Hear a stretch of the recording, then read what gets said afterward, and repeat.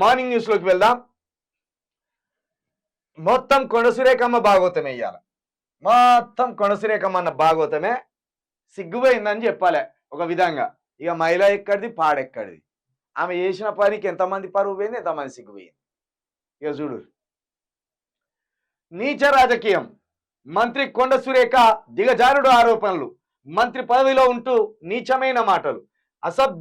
అసభ్యంగా లేకున్నా sex post విషయంలో రాద్ధాంతం. అసలు సమస్యను పక్కదారి పట్టించేందుకేనా సునీల్ కొనుగోలు డైరెక్షన్ లో వ్యవహారం. వ్యక్తిత్వ హననమే లక్ష్యంగా కనుగోలు ప్రణాళికలు. గత ప్రభుత్వ పెద్ద కుటుంబంపై నీచాతి నీచంగా పోస్టులు. ఎన్నికల హామీలు ఎగ్గొట్టారని ప్రజల్లో తీవ్ర ఆగ్రహం. హైడ్రా మూసి విషయంలో సర్కారుపై వ్యతిరేకత. ప్రభుత్వంపై దుమ్మెత్తిపోస్తున్న ప్రజలు. ఢిల్లీ స్థాయిలో కాంగ్రెస్ కు చివాట్లు. దీని నుంచి దృష్టి మరల్చేందుకే రాద్ధాంతం. గతంలో మాదిరిగానే వ్యక్తిత్వ హననానికి ప్లాన్. సొంత పార్టీ చిల్లర పోస్టులపై మాట్లాడని మంత్రులు. పేదల సమస్యను పూర్తిగా పక్కదారి పట్టించిన సర్కార్. సొంత మీడియా సహకారంతో సక్సెస్ఫుల్ గా ప్లాన్. దీన్ని ముందుగా మాట్లాడుకుంటే నిన్న రాహుల్ గాంధీ గారు తలంటోళ్ళు. ఎవరు? మన రేవంత్ రెడ్డి గారిని రాహుల్ గాంధీ గారు తిట్టిండ్రు, ఖార్గే గారు తిట్టిండ్రు. అదేవిధంగా ఈయన కేసీ వేణుగోపాల్ కూడా తిట్టిండు. ఇక అదేవిధంగా హైడ్రా బాధితులు ఒక పక్కున్నారు, మూసి బాధితులు ఒక పక్కున్నారు.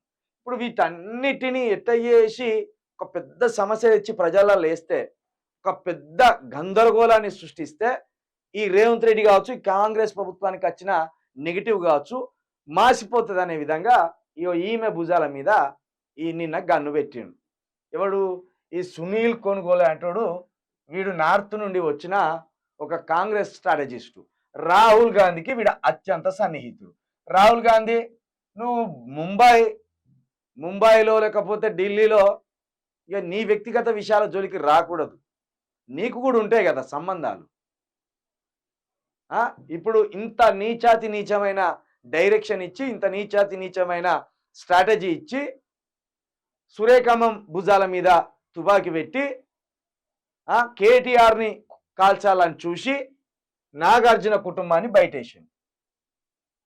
వాళ్ళ టార్గెట్ కేటీఆర్, వాళ్ళ టార్గెట్ బీఆర్ఎస్, వాళ్ళ టార్గెట్ హైడ్రా బాధితుల నుండి లేదా మూసి బాధితుల నుండి మన చూపు మరల్చడం.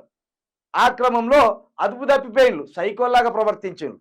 డ్రగ్స్ తిన్నోళ్ళు చేసినట్టు చేసిండ్రు, బజార్లో తిరిగేటోళ్ళు చేసినట్టు చేసిండ్రు నిన్న కాంగ్రెస్ నాయకులు. మహిళా నాయకులంతా సిగ్గు లేకుండా మాట్లాడుతున్నారు. చిచ్చి